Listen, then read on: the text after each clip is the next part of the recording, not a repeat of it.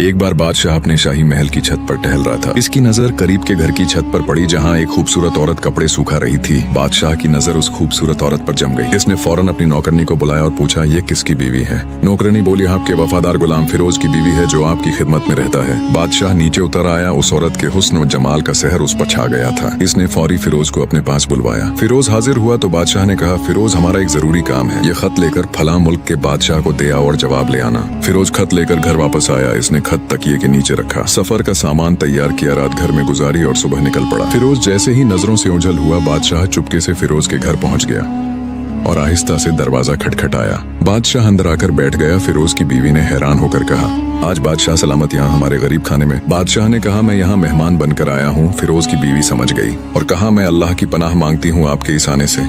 बादशाह गुस्से में आ गया, क्या कह रही हो? मैं बादशाह हूँ, तुम्हारे शौहर का मालिक मुझे पहचाना नहीं। फिरोज की बीवी बोली, पहले मालिक मेरा अल्लाह है, दूसरे मालिक फिरोज, उसके सिवा कोई नहीं। फिरोज की बीवी ने बहादुरी से कहा, मैं जानती हूँ आप बादशाह हैं, लेकिन शेर को चाहे कितनी भी भूख हो वह मुर्दार नहीं खाता। इसने मजीद कहा, बादशाह सलामत, आप इस कटोरे में पानी पीने आ गए हैं। जिसमें आपके कुत्ते ने पानी पिया है आपके शायान शान नहीं। जिस पांव आए हैं वापस चले जाओ बादशाह सलामत। मैं अपने अल्लाह पाक को नाराज नहीं कर सकती, न कभी ऐसा कर सकती हूँ। बादशाह उस औरत की बातों से बहुत शर्मसार हो गया। वह कुछ न कह सका और जल्दी में वापस चला गया, लेकिन अपनी एक चीज वहीं भूल गया। इधर फिरोज को रास्ते में याद आया कि खत तो घर पर भूल आया हूँ। इसने फौरन घोड़ा वापस मोड़ा और तेजी से घर की तरफ दौड़ा।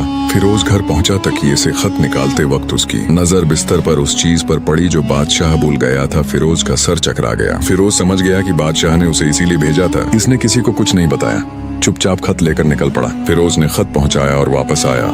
बादशाह ने खुश होकर इनाम में 100 दिनार दिए। फिरोज ने दिनार लेकर बाजार से औरतों के कीमती कपड़े खरीद लिए। फिरोज घर आया और बीवी से कहा, यह बादशाह का इनाम है, तुम नए कपड़े पहनकर अपने मायके चलो और अपने वालिदैन को दिखाओ, मैं तुम्हें छोड़ आता हूँ। बीवी अपने वालिदैन के घर पहुंची।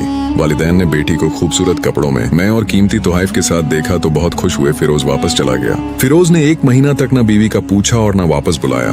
फिर बीवी के भाई आए और कहा, फिरोज वजह बताओ वरना काजी के पास ले जाएंगे। फिरोज ने कहा, चाहो तो काजी के पास ले चलो, मेरी जिम्मेदारी मैंने पूरी कर दी। वह लोग फिरोज को काजी के पास ले गए। भाइयों ने मिसाल दी, हमने बाग, दरख्त, फल और मीठे पानी का कुआं उसके हवाले किया। इसने बाग उजाड़ दिया, दरख्त कांटे फल खाए और कुआं बंद कर दिया। फिरोज ने कहा, बाग में शेर के पंजों के निशान थे। बादशाह उठकर बोला, वल्लाह शेर तुम्हारे बाग आया लेकिन कुछ न कर सका। मैंने ऐसी मजबूत दीवारें नहीं देखी। फिरोज इत्मीनान से घर गया। अल्लाह ताला हमें पाक दामन बीवियां और हिकमत वाले शौहर अता फरमाए, हमारी इज्जतों की हिफाजत फरमाए, आमीन या रब्बुल आलमीन।